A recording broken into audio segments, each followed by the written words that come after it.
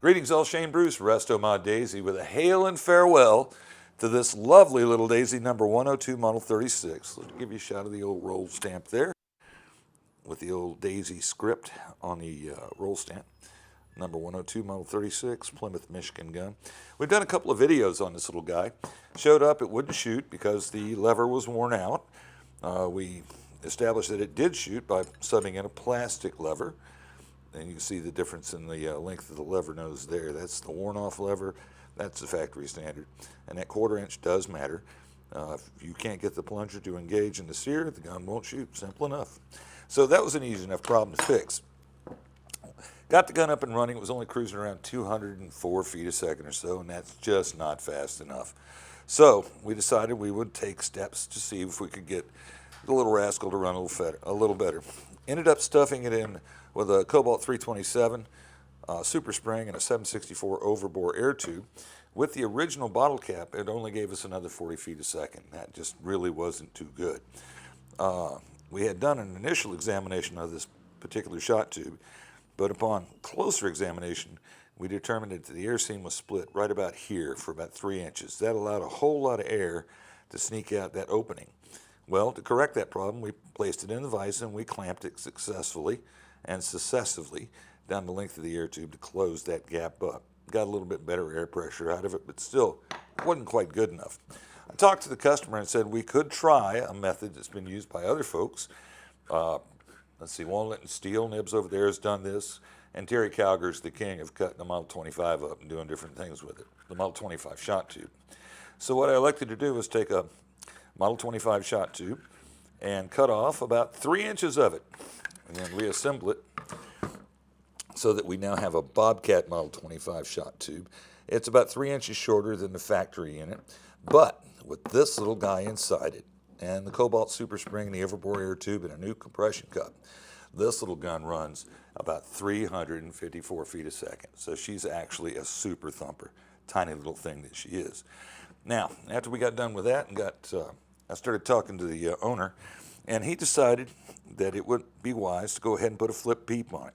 Now, this is a Daisy factory part, and it has a flipping mechanism. Let me grab a screwdriver and I'll show you how that works. This could probably take 10 minutes for me to find the tool I'm looking for. But no, it's a flip peep. So what you've got is a peep sight when it's in this elevation.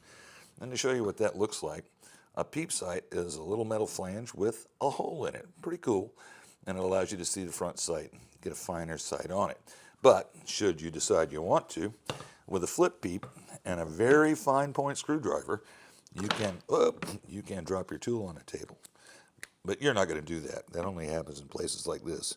You just kind of back that screw out, and then you can convert it into a traditional buckhorn. This rear sight assembly is found on some of the early Model 94s and on the Model 25 pump guns. But I've always used it to be able to turn a 105 buck into a Grandpa Jim special by providing a peep sight or a buckhorn. And with the elevated sight blade on this gun, works out just fine. The Model 25, because it has a seamless shot tube in it, not a seamed shot tube, doesn't lose any velocity, and it doesn't have an interrupted thread at the base of the unit. The bottle cap tube is designed with that interrupted thread is there so that it will allow it to spin, so that you can uncover the load port, this little button on the top here, that's the loading port. You can cover up the loading port or you can uncover the loading port to reload it. With this shot tube in place, the gun will hold 500 rounds. With the modified Model 25 shot tube in place, it holds 33 rounds. So you didn't get so much shoot and scoot. With this, you get rattle trap, endless BBs. With this, you get everything gets fed and everything runs faster BBs. So it's an option. If you're a guy in my age bracket, 33 rounds will probably be enough for a particular session. If you're a youngster with endless energy, yeah, you need 500 rounds. We didn't do much work to the stock, except we did one mod to the stock. You may recall from a previous video that the top stock screw hole was basically just kind of wallowed out. It does happen with the small boys rifles quite a bit because they're handled roughly, and it is plastic. So when I was looking at getting this installed, I realized I didn't have enough meat in the plastic stock to make that happen. So we did another mod. This is a representative example of the same kind of boy stock. It's a hollow plastic design with this little concave up here. So the only meat that the screw has really got to bite into is this thin piece of plastic. And after you take it on and off a couple times, that's going to go away. So your top stock screw will head off into oblivion. Here's the mod we did. We took a oak dowel, we sized it, we measured it, and we cut it off. So you wound up with a little stub of oak about yay long. And utilizing Gorilla Glue, which is an expanding glue, works pretty well, but it does expand when it cures. We coated the top of the wooden dowel with that.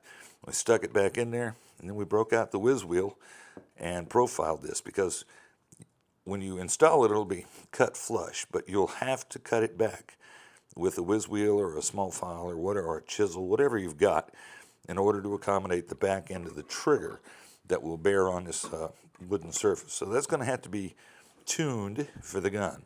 But in the end result would be you'll have a wooden piece underneath the plastic that the screw will actually secure to and pull up against the plastic. Hopefully, this will result in a stock that lasts a long time. At least you'll have distributed the load out, and you're not counting on that one screw to do all your holding because it's backed by a piece of oak underneath. I think as a mod goes, that's a pretty good mod. I've had success with that on other guns that I've done as well. And it did allow us to get the Flip Peep sight. Oh, look at that, Flip Peep sight installed on this gun. So, let's take a look at the other side of the piece. We've cleaned all the scuff and goo and gunk that we could off of it. It looks better than it did when it got here. And the paint is still paint. You got some bubbling going on here. That means there's some rust siding out. But it's been cleaned up really well. Been hit with 4-aught steel wool or a little coil to get some of the surface rust down so that it has a nice smooth texture. And if you keep it adequately oiled and care for it in storage, should last quite a long time. I mean, after all, the gun's already lasted 60 years. It's got another 60 in it. Well, kids, that's all we've got for you today on our 102 Model 36/Grandpa Jim